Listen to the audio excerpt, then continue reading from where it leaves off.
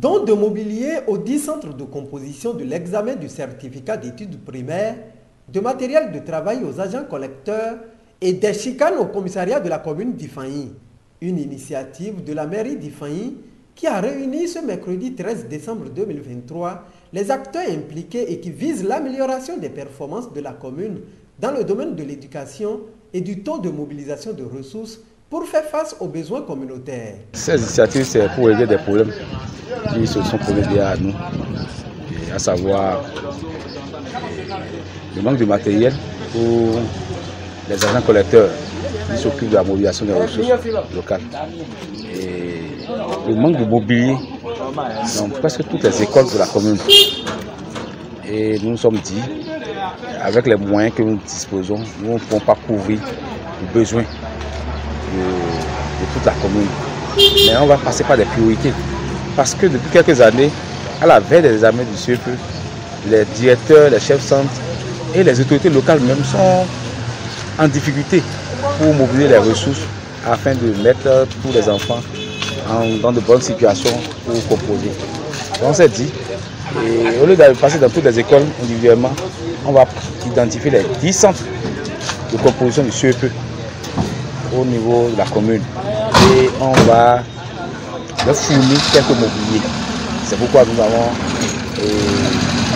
fabriqué 176 tables bancs qu'on a réparties dans les 10 centres pour pouvoir soulager les usagers de l'école en termes de mobilier.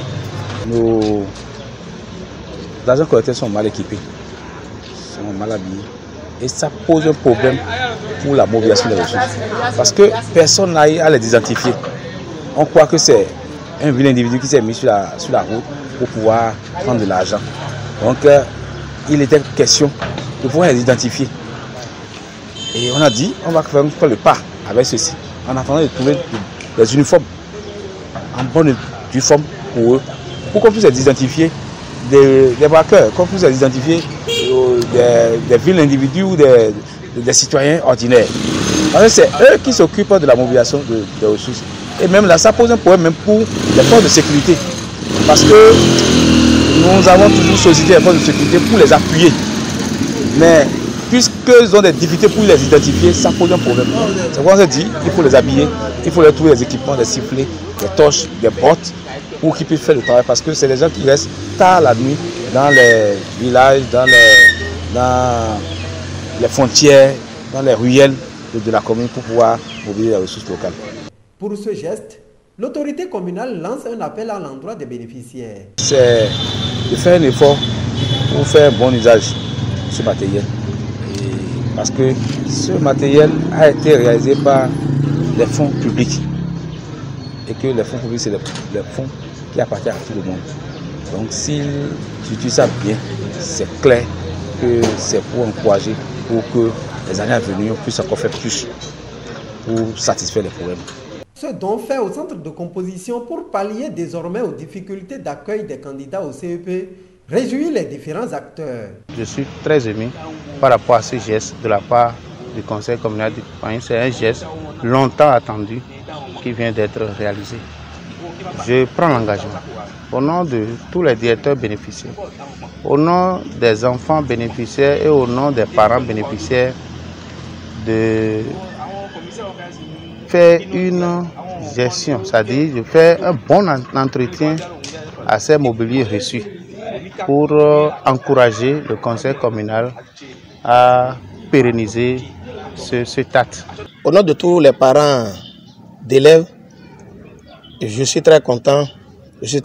Puisque avant là, on faisait des déplacements de tables dans les centres pour pouvoir équiper les salles de classe pour mettre à l'aise au moins les apprenants et au soit les candidats. Aujourd'hui, ce ne sera plus le cas. Mon message est que, bon, ceux qui ont reçu, les centres qui ont reçu les tables et bancs là, de les utiliser pour que on ne voit pas des tables égarées un peu partout dans des endroits, dans des brousses de l'école.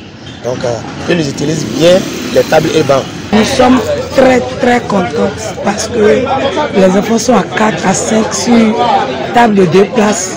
Donc on a appris la nouvelle, on était tellement contents. Arrivé ici, on a reçu 20. C'est déjà important. Si quelque chose se fait peu à peu comme ça, aujourd'hui on ne serait plus ici. Mais quand on a commencé, on est en train de demander au maire que ça ne soit pas la dernière, pour que davantage les enfants puissent être à l'aise pour étudier.